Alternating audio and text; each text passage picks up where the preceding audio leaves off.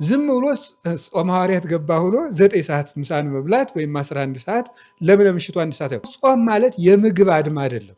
ኢንቴንሽናሊ እያሰቡ ሲጾም ነው። አንድ ሰው አንድ ጾም ሲጾም አንድ ጥያቄ ማስመለስ አለበት እላችኋለሁ።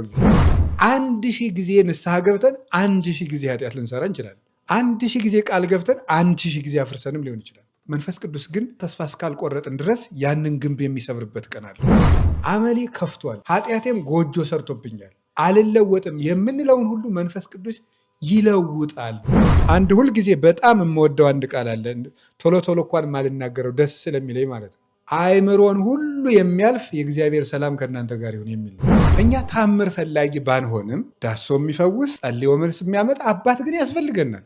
አሁን እኮ ሽማግሌም ጠፋ፣ አባቶችም አለቁብን፣ አረጋውያንም አለቁ። አውቀው በእጃቸው ለሰላምታ አስመስለው ድስስ አድርገው የሚፈውሱ አባቶች የሉ፣ አለቁ። መንፈስ ቅዱስ እኛን በማናውቀው መንገድ ይረዳናል።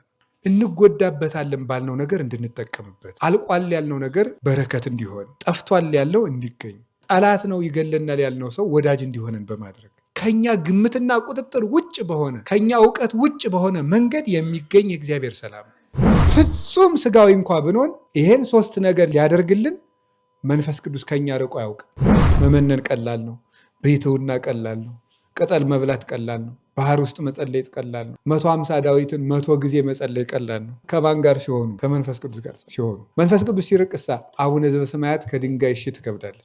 በገዳም በከተማ በቤተ ክህነት በምዕመንነት ደረጃ በመምህርነት በተማሪነት ምንድነው የጎደለን ነገር ስትሉ መንፈስ ቅዱስ ከኛ እየራቀ ነው።